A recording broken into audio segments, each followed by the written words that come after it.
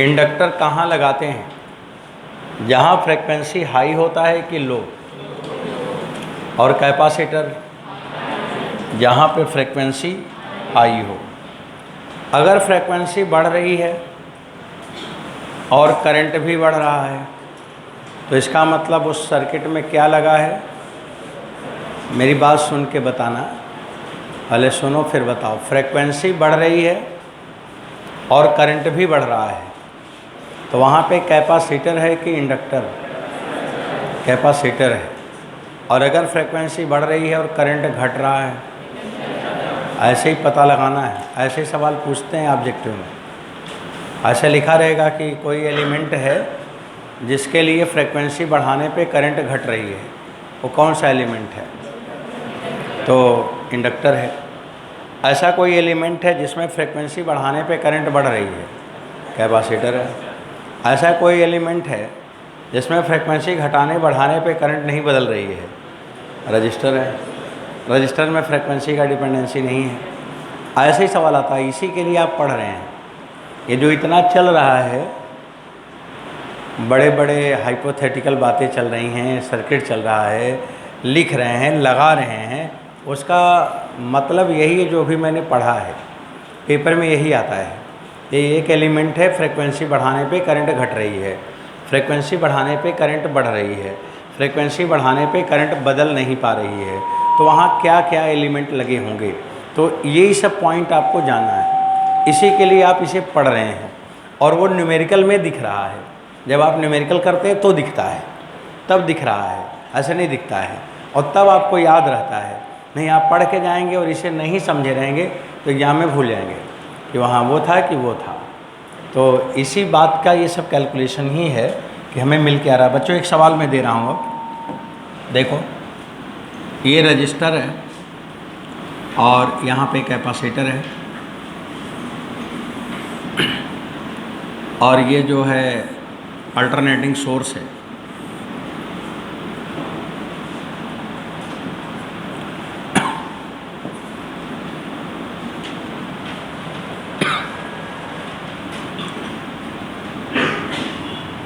इसकी फ्रीक्वेंसी कुछ होगी,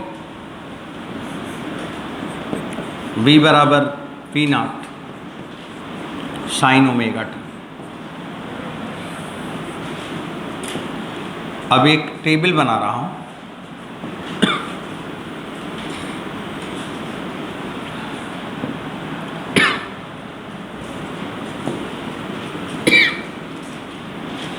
यहाँ पे लिख रहा हूँ frequency,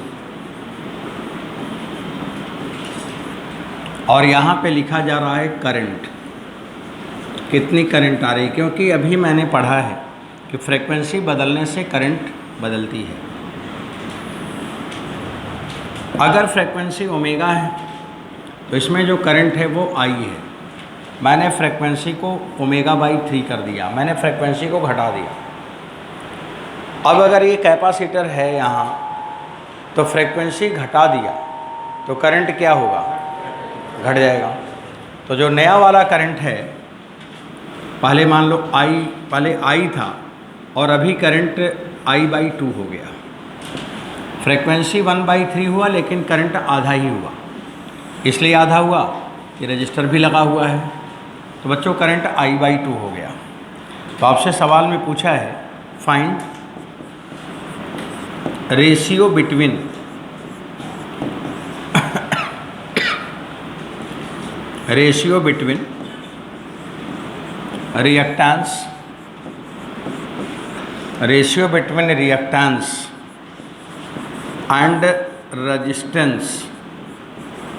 reactance and resistance at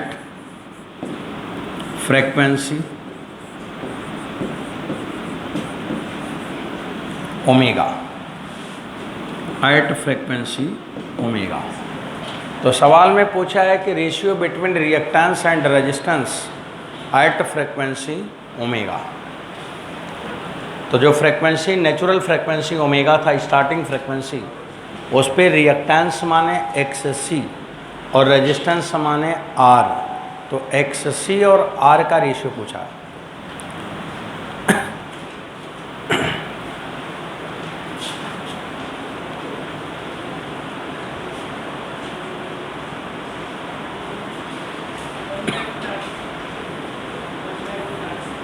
हाँ जी, 1/, नहीं नंबर ऐसे कोई नंबर आएगा ना, RC नहीं आएगा, कोई नंबर टाइप का ले आओ।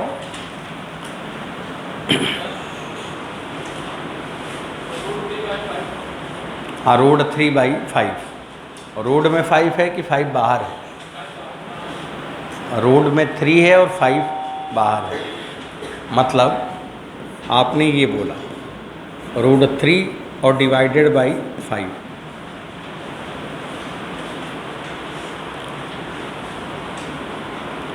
देखिए कैसे सवाल पे अब काम करना है, आपको मैं समझाता हूँ।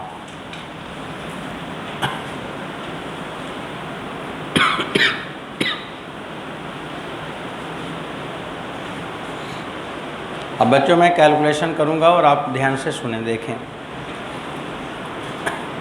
देखिए एग्ज़ाम में आपको क्वेश्चन करने ही हैं, जो लिखा हुआ है ना उसी से हम लोग चीज़ों को समझेंगे। अब आपके दिमाग में क्या आना चाहिए कि इसमें करंट और फ्रीक्वेंसी का रिलेशन है।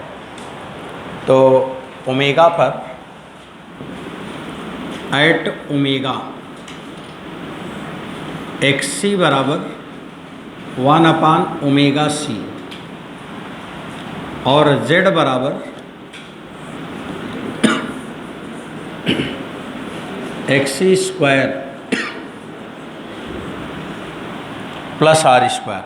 ये मेरे मन में आ रहा है कि यहाँ पे Z का मान ये होगा, और जब Z का मान ये होगा तो जो करंट होगा I बराबर होगा V/Z।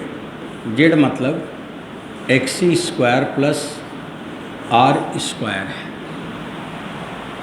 यही बात है। करंट I का मान हो गया। अब इसके बाद एट ओमेगा डैश बराबर ओमेगा/3 फ्रीक्वेंसी 1/3 हो गया।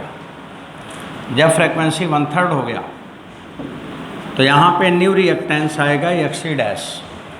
अब XC डैश होगा 1/ओमेगा-C, और ओमेगा डैश का मान ओमेगा/3 है तो 3/ओमेगा-C, और 3/ओमेगा-C है तो 3XC। तो जो रिएक्टेंस है वो 3 टाइम्स हो गया, X-C बराबर 3XC हो गया। इसके बाद जो सवाल में लिखा है वही हम लोग अपना समझेंगे। अब इसके बाद हम इसमें करंट निकालेंगे। करंट I डैश हो गया, और I डैश बराबर 1/2 ऑफ I है। और आगे देखो I डैश का मान आपको लिखना है तो V/XC डैश स्क्वायर और प्लस R स्क्वायर। यहाँ पे आप लिखोगे 1/2 I का मान V/XC square plus R square. I का मान तो निकाले ही हो, I डैश का मान ये हुआ। अब बच्चों ये X-C है कितना? 3XC है। ऊपर वाला सब उड़ा दो तो यहाँ पे आ जाएगा 3XC square plus R square बराबर हो जाएगा 2 अंडर रूट में XC square plus R square. अब आप स्क्वायर कर दो। जब स्क्वायर करोगे तो 9XC square plus R square बराबर 4XC square plus R square हो जाएगा। अब आप लिखोगे 9XC square minus 4XC square बराबर 4R square minus R square माने 3R स्क्वायर होगा। अब 9 माइनस 4 करोगे तो 5XC स्क्वायर होगा बराबर 3R स्क्वायर होगा। और बच्चों XC/R अगर पूछा जाए तो अंडर रूट के अंदर दोनों होगा। ये आंसर कंप्लीट हो गया। अब ये सवाल लगवाने का पर्पज़ ये नहीं है कि यही पेपर में आ जाएगा, इससे दिमाग खुलता है, बुद्धि ओपन होता है। कि कैसे कैसे चीज़ें बदलती हैं, कैसे उसे लगाना चाहिए, कैसे समझना चाहिए, तब उसमें कोई भी छोटा बड़ा सवाल पूछेगा तो आप लगा पाएंगे। तो क्वेश्चन पे फोकस करना है कि क्या क्या क्यों बदला। तो बच्चों इसे आप लिख के और फिर थोड़ा आगे बढ़ेंगे। एक सवाल लगा लो तब अगला सर्किट समझाएं।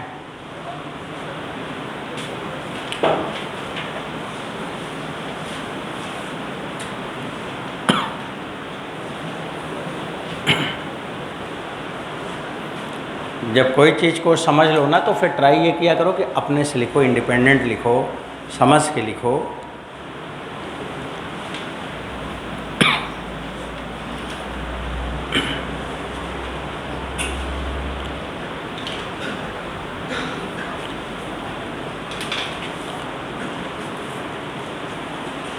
हो गया?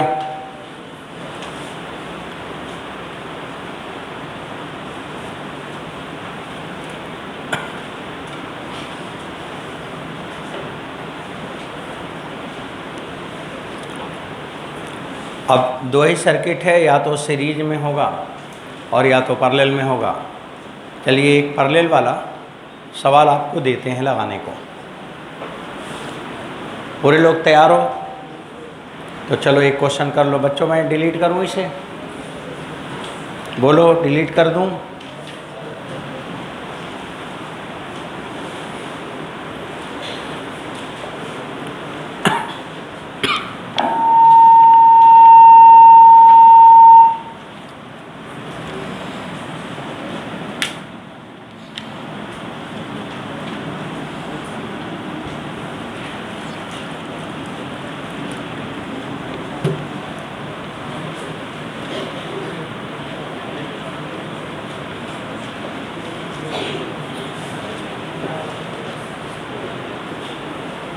आइए अगला सवाल लेते हैं।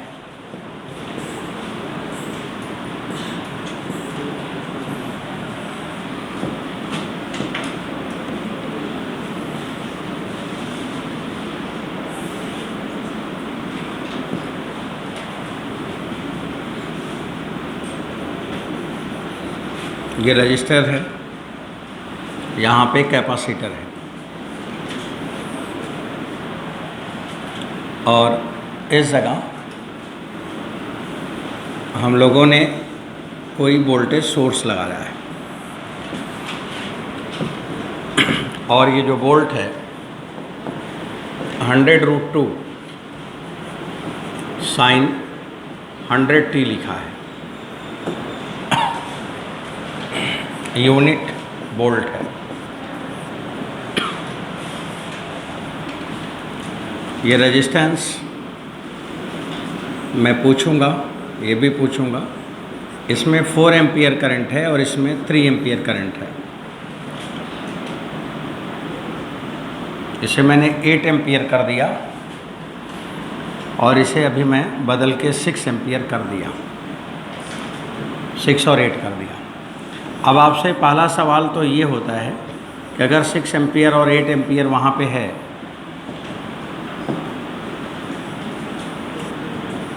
बच्चों इसमें करंट कितनी फ्लो कर रही होगी, आई का मान क्या होगा? पहला सवाल तो ये हुआ। इसमें कितनी करंट फ्लो कर रही है, नेट करंट, आई का मान, और एवरेज। अब वेव इक्वेशन आप निकालेंगे ना तो सब उसी में आ जाएगा। सबसे अच्छा सवाल होता है एक वैल्यू बच्चों से पूछ लिया जाए कि वेव इक्वेशन ऑफ करंट क्या है, उसमें सब आ जाएगा, उसमें पूरी इन्फॉर्मेशन इंक्लूड हो जाएगी। और इसके बाद मान लो कि और पूछना चाहें तो एवरेज पावर पूछ लें, एवरेज पावर निकाल लो कितनी होगी। और अगर पूछना चाहेंगे भाई तो आर का मान निकाल लो, सी का मान निकाल लो। यही इसमें 3 सवाल बनेंगे। अब सबसे पहला काम है कि ये सारा सवाल का आंसर निकालना है, तो आपको क्या बनाना चाहिए? आप लोग अपना कैलकुलेशन करो। इस बार हम कॉपी में कुछ देखेंगे आप लोग कितना बना पा रहे हो। डायग्राम वायग्राम बना लो बना के कैलकुलेशन कर लो।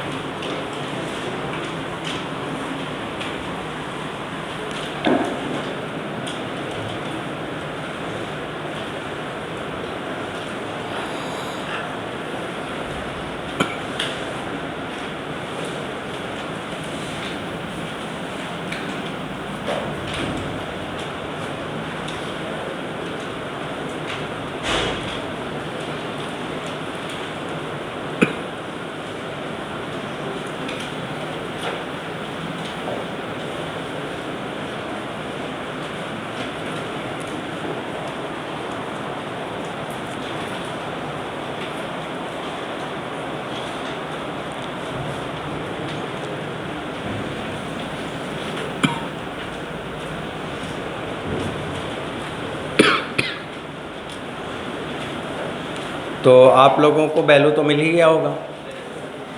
एमीटर रीडिंग कितनी आई? 10 एम्पियर आया। फेज डिफरेंस कितना आया? हाँ, फेज डिफरेंस भी आ गया। देखिए सबसे पहले अब मैं अगर लगाऊं, आप लोग बताएं तो बच्चों हमें सबसे पहले क्या बनाना पड़ेगा? हाँ, सबसे पहला काम क्या बनना है? फेज डायग्राम बनना है। तो फेज डायग्राम के लिए आप ये बताना एक्स एक्सिस में क्या दिखाओगे? वोल्टेज दिखाओगे कि करंट दिखाओगे? वोल्टेज दिखाओगे। अब करंट का पोजीशन कहाँ पे है? अब जो रजिस्टर वाला करंट है वो तो वोल्टेज के डायरेक्शन में ही होगा, तो जो रजिस्टर वाला करंट है वो इधर होगा। इधर कौन सी चीज़ होगी? I R. कैपेसिटर में वोल्टेज पीछे होता है और इंडक्टर में वोल्टेज आगे होता है। तो ये कैपेसिटर है और इसका वोल्टेज पीछे होगा। वोल्टेज पीछे होगा इसका मतलब करंट इधर होगा। इधर वाली जो करंट होगी वो आईसी होगी। अब आईसी और आईआर है, इससे हमें यहाँ पे नेट वोल्ट निकालना, नेट करंट निकालनी है। तो जो आई नेट होगा वो इसकी वैल्यू हो जाएगी अंडर रूट के अंदर I R square plus I C square, और जो फेज डिफरेंस होगा वो फाई हो जाएगा। अब बच्चों आई नेट और फाई का मान तो लिख ही देता हूँ मैं। अब नेट करंट आप लिखोगे, आई आर का मान अपने पेपर से देख के ज़रा बोलो तो। 6 लिखा था, चलो 6 कर देते हैं। और आई सी माने 8 होगा, तो आपको नेट करंट मिल गया 10 एम्पियर। देखो एक सवाल तो यही है, नीट के पेपर में तो इतना ही पूछता है कि करंट कितना है। बहुत छोटा छोटा सवाल आता है, एकदम छोटा सवाल आता है। अब आपको फेज डायग्राम का आइडिया हो गया, सब सवाल लग जाएगा। और अगर नहीं आइडिया था तो एक भी सवाल नहीं सही हो पाता, सब गलत हो जाता। अब इसके बाद फेज डिफरेंस का नंबर आता है। tan फाई आपको लिखनी है, तो tan फाई माने आई सी अपान आई आर इक्वल टू हो जाएगा 4/3, और फाई का मान हो गया 53 डिग्री। अब फाई भी आपको मिल गया। अब तो सब आ गया, अब तो सभी वैल्यू मिल गया। अब यहाँ पे वेव इक्वेशन करंट का लिखना है, तो I बराबर क्या लिखोगे? आई नाट बच्चों 10√2 साइन ओमेगा टी। माइनस होगा कि प्लस होगा? क्योंकि वोल्टेज से ऊपर है करंट, तो प्लस होगा। प्लस में कितना एंगल? 53 डिग्री। ये बात हो गई। एवरेज पावर चाहिए, VRMS 100 हो गया। VRMS 100 होगा कि क्या होगा ज़रा देख लो तो, 100 ही होगा। VRMS हो गया। RMS आपने अभी अभी निकाला है, 10 है। cos फाई माने cos 53, और cos 53 का मान होगा 3/5। cos 53 का मान क्या होगा? 3/5। अब इसे सॉल्व कर लो बच्चों, कितना वाट आ जाएगा? 600 वाट। हो गया कंप्लीट। आपको इस सब कैलकुलेशन में कोई टेंशन अब नहीं है, लगा लोगे। एग्ज़ाम में आएगा तो आप ऐसे करोगे। आना है इसी तरह के सवाल, सब आता है, यही सब कुछ अलग से नहीं आता, और बड़ा अच्छा लगता है इसके सवाल को लगाने में। आप क्वेश्चन एक्सरसाइज करिए, आपका बड़ा मन लगेगा, क्योंकि थोड़ा दिमाग लगता है ना। जहाँ दिमाग का यूज़ हो वहाँ मन बहुत लगता है, और जहाँ केवल मैथ का यूज हो, दिमाग ना चले, वहाँ कम मन लगता है। तो यहाँ पे इन सब सवालों पे ब्रेन लगेगा आपका, कि फेज इधर है कि उधर है, कैसे लगाएं, क्या जोड़ें, क्या घटाएं, तो बड़ा ज्ञान होगा इसको करने से। इसलिए इस सवाल को तो करना ही है, आपको पेपर में आना ही है। बैलेंस करने के लिए अल्टरनेटिंग का सवाल डाले जाते हैं, कि अगर हमने डीसी के सारे सवाल दिए हैं तो कम से कम एक सवाल एसी का भी देना है। तो इसलिए ये पॉपुलर हो जाता है कि सवाल आना ही है। आइए बच्चों, अब ये तो 2 सर्किट मैंने कवर कर ली। अब तीसरा नंबर आता है एलसी सर्किट।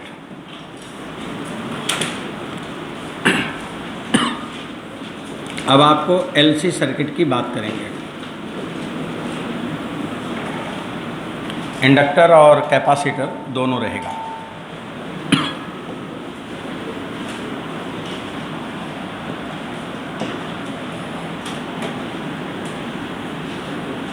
ये L है और यहाँ पे C है।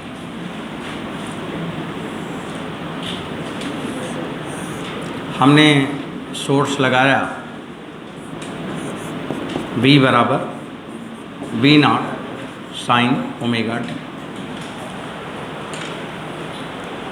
इसके क्रॉस जो वोल्टेज आएगा वो VL होगा, इसके क्रॉस जो वोल्टेज आएगा VC होगा। अब जैसे मेंस के पेपर का एक सवाल है, उसमें दिया था कि इंडक्टर पे 100 वोल्ट है और कैपेसिटर पे 40 वोल्ट है, तो मैंने कितना यहाँ पे वोल्ट लगाया है। तो अगर इस पे 100 वोल्ट है, इस पे 40 वोल्ट है, तो कितना लगाया है, ये सवाल है, कितना वोल्ट लगाया है। अब उसका जवाब हम कैसे निकालेंगे, उसको हम कैसे सॉल्व करेंगे, उसके लिए मेरे को क्या बनानी है, फेज डायग्राम। अब हम फेज डायग्राम बनाते हैं। बच्चों, फेज डायग्राम में आप हमें बताइए, एक्स एक्सिस पे वोल्टेज रखवाओगे कि करंट रखवाओगे? जोर से बोलो भाई। जो नहीं बदल रहा है वो तो करंट है, इधर आई हो गया। अब इंडक्टर और कैपेसिटर 2 है। इंडक्टर में हमेशा वोल्ट आगे होता है और कैपेसिटर का हमेशा वोल्ट पीछे होता है। तो जो इंडक्टर वाला वोल्ट है वो इधर जाएगा और इधर जाएगा, तो VL हो गया। और कैपेसिटर वाला जो वोल्ट है वो नीचे की ओर जाएगा, इधर की तरफ जाएगा, तो इधर VC हो गया।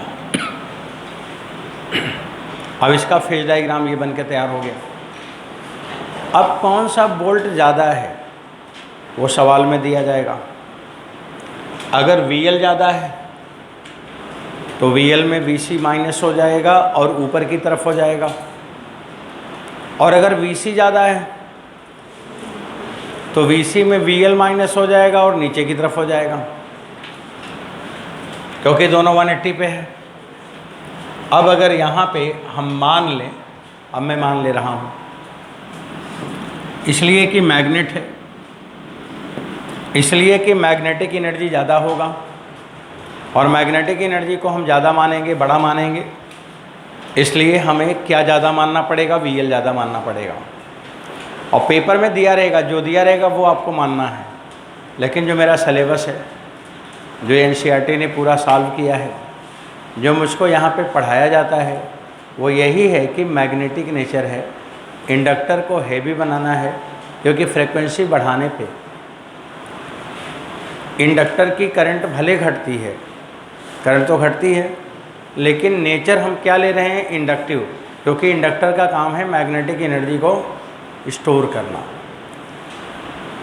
ऐसा कोई रूल नहीं है कि हम किसको बड़ा लें, कोई भी बड़ा ले सकते हो, पर एक इन जनरल बात किया जाए, कुछ नहीं दिया है तो हम ये मान लेते हैं कि VL बड़ा है, तो VL बड़ा है, ये मैं मान लेता हूँ। इसका मतलब हम नेचर कौन सा ले रहे हैं, इसका ओवरऑल नेचर क्या है, इंडक्टिव नेचर। ओवरऑल नेचर क्या है, इंडक्टिव नेचर। तो VL बड़ा है। अगर ओवरऑल नेचर कैपेसिटिव हो तो VC बड़ा होगा। तो जो लिखना है मैंने लिख दिया है। अब ये इंडक्टिव नेचर है।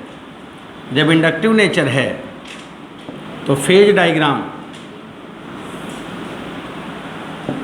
इधर की तरफ आपको लिखना है V नेट। V नेट बराबर होगा VL माइनस VC, और इधर की तरफ लिखना है I, और बीच का एंगल कितना है 90। दो चीज़ यहाँ पे हमें मिल गया। एक तो हमें मिल गया नेट वोल्ट कितना है V नेट, तो V नेट बराबर हो गया VL माइनस VC।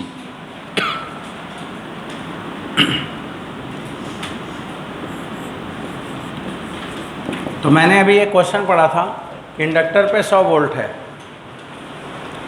और कैपेसिटर पे 40 वोल्ट है, तो कितने वोल्ट हमने यहाँ पे लगाया है, 60 वोल्ट लगाया है। तो जितना वोल्ट लगाया है उससे ज़्यादा इंडक्टर पे है, 60 वोल्ट मैंने लगाया है मान लो, तो यहाँ पे 100 है। अगर यहाँ 60 है, यहाँ 100 है, तो ये कितना हो जाएगा, 40 हो जाएगा। मतलब इन दोनों का माइनस के बराबर यहाँ पे वैल्यू आएगा। अब आप लिखोगे I XL माइनस XC, तो V net upon I Z बराबर क्या होगा, XL माइनस XC। Z माने इम्पीडेंस,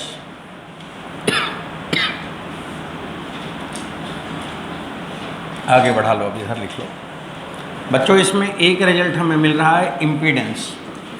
अब आप लोग, मैं लिखता जाऊं तो आपको समझ आ रहा है तो बोलते जाना। इम्पीडेंस Z बराबर कितना आया, XL माइनस XC।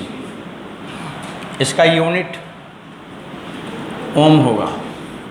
अगर पूछा जाए एडमिटेंस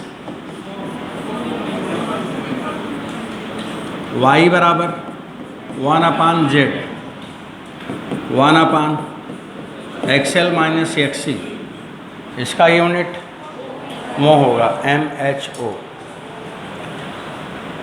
तीसरा नंबर करंट I का मान V अपान Z होगा। Z हमें पता है, V पता है, करंट आ जाएगा, करंट आ गया। चौथा नंबर फेज डिफरेंस। बच्चों फेज डिफरेंस बताना। फेज डिफरेंस फाई बराबर 90 डिग्री आ गया। आप देखो वोल्टेज और करंट में कितना फेज है नहीं 90 डिग्री, यही तो है फेज डिफरेंस। फेज डिफरेंस 90 आ गया। 4 बात हो गई। पांचवी बात, अगर फेज डिफरेंस 90 हो गया तो पावर फैक्टर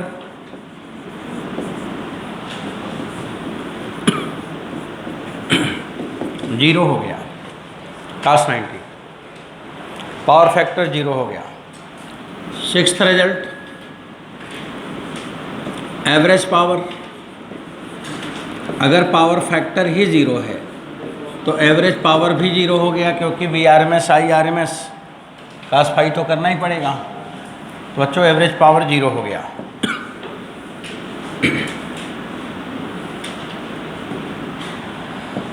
एवरेज पावर 0 हो गया। चलिए एवरेज पावर भी 0 हो गया। ओके, अब आपको 7 number wave equation of current, wave equation of current, wave equation of current निकालनी है। तो I बराबर आप लिखोगे, I बराबर लिखोगे I0 साइन ओमेगा टी। आप बताइए प्लस की माइनस, माइनस होगा, करंट नीचे है और हमारे सवाल में सोर्स की जगह V लिखा है। इसका मतलब वोल्टेज दिया है, करंट पूछ रहा है।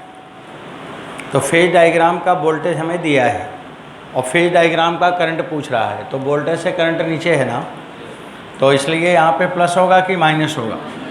माइनस में क्या होगा, 90 डिग्री। तो करंट 90 डिग्री पीछे है, चाहे π/2 लिख लो चाहे 90, जब सब जगह डिग्री लिखी हो तो यहाँ भी लिख लो, 90 डिग्री पीछे हो गया।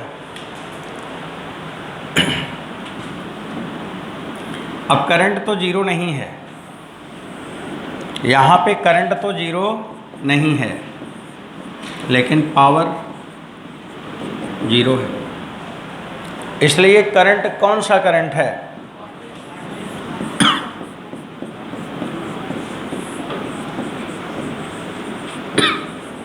वाटलेस करंट है। अब बच्चों करंट हम तो चाहते थे कि करंट आए और करंट में पावर भी हो, लेकिन अब क्या करोगे, करंट आया लेकिन करंट में पावर नहीं है। तो ये वाटलेस करंट आई और हम चाह रहे थे कि पावर भी आए, नहीं आया। तो अब हम ये चाहते हैं कि करंट भले वाटलेस है लेकिन करंट की वैल्यू मैक्सिमम आ जाए। अब हम ये चाहेंगे कि मैक्सिमम करंट मिल जाए। अब हमारा टारगेट हुआ I की वैल्यू मैक्सिमम हो जाए, I मैक्सिमम आ जाए। तो बच्चों I मैक्सिमम आने के लिए Z का मान मिनिमम हो जाए, XL माइनस XC मिनिमम हो जाए, और अगर माइनस साइन लगा है तो फिर XL माइनस XC की जो मिनिमम वैल्यू है वो जीरो हो जाए। अब इससे कम क्या होगा, जीरो हो जाए। अगर XL माइनस XC की मिनिमम वैल्यू जीरो हो जाए तो आप लिखेंगे XL बराबर XC, आप लिखेंगे ओमेगा नॉट L बराबर 1/ओमेगा नॉट C, तो आप लिखोगे ओमेगा नॉट, मैंने एक ओमेगा स्पेशल फ्रेक्वेंसी लिखा है, ये स्पेशल फ्रेक्वेंसी है LC। तो एक ऐसी फ्रेक्वेंसी है, अगर ये फ्रेक्वेंसी हमने लगा दिया, सोर्स की इतनी फ्रेक्वेंसी मैंने लगा ली, सोर्स में इतनी फ्रेक्वेंसी मैंने ला दिया, तो उससे आने वाली जो करंट